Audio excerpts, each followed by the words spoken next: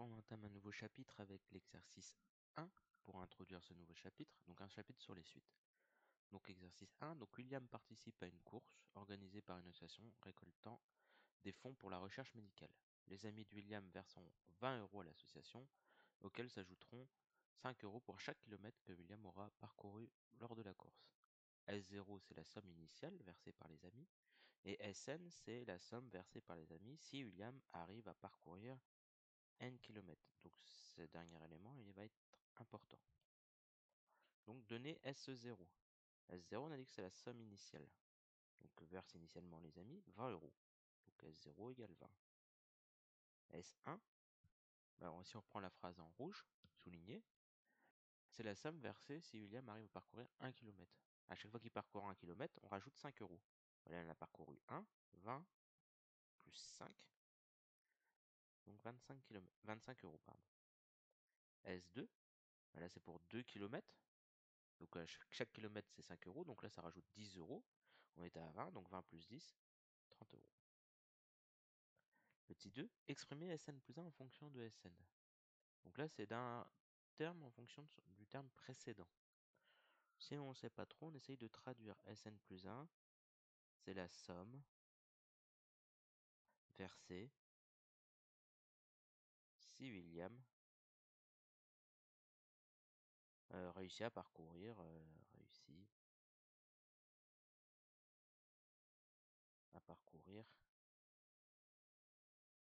du coup, alors c'est très mal écrit, je modifie ça, hop, pardon. Si William réussit à parcourir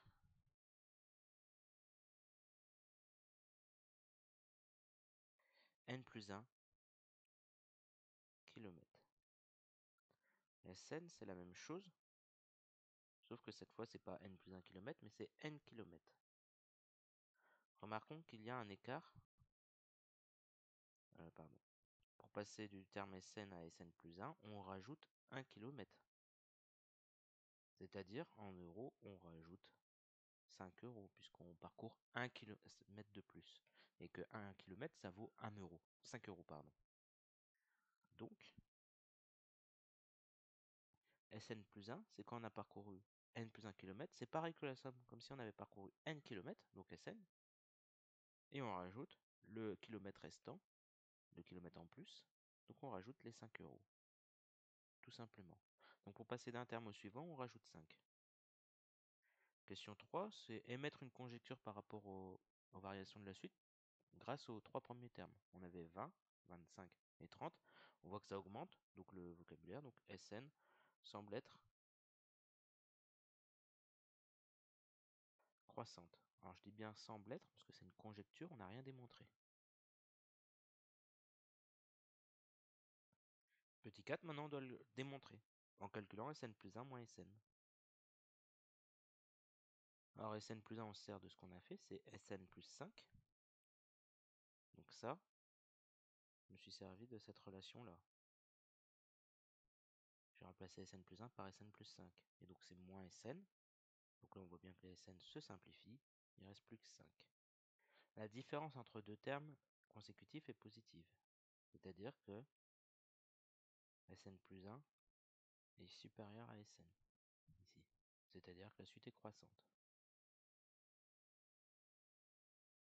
A noter qu'ici, pardon, on n'était pas obligé de faire ce calcul dans ce sens-là, on aurait pu mettre directement 5, parce que dans la relation qui est encadrée en rouge, il suffit de faire moins Sn de chaque côté.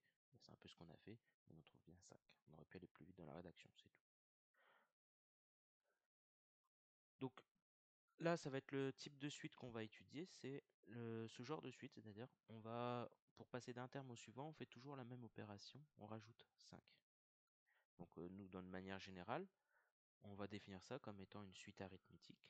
Donc une suite UN est dite arithmétique. Ce ne sera pas forcément 5, ça peut être 2, ça peut être 3, ça peut être 4, ça peut être même un nombre négatif. On rajoute moins 3 à chaque fois. Si on rajoute un nombre négatif, ça revient à faire une soustraction si on veut. Donc si on rajoute moins 3, c'est comme si on faisait moins 3 à chaque fois. Donc résultat, grosso modo, si on ajoute ou on retire toujours fois le même nombre, un terme à un autre, on dit que c'est une suite arithmétique. Et le nombre qu'on ajoute ou on retire, on appelle ça la raison. Donc edit arithmétique. Donc s'il existe un nombre R, c'est celui qu'on va rajouter à chaque fois. Donc on fait de manière générale, donc on va lui donner une lettre. R parce qu'on va l'appeler raison, donc appeler raison, tel que un plus 1, c'est-à-dire pour passer au terme suivant, je prends le terme précédent et je rajoute la raison. Et donc ça c'est pour tout entier naturel n. C'est-à-dire ça marche tout le temps. Pour calculer U2, je prends U1. Pour calculer U20, je prends U19, etc. Donc je peux remplacer n par la valeur que je veux. Pour tout entier naturel n. Donc ça on dit que c'est une suite arithmétique de raison R. Par exemple, premier exemple,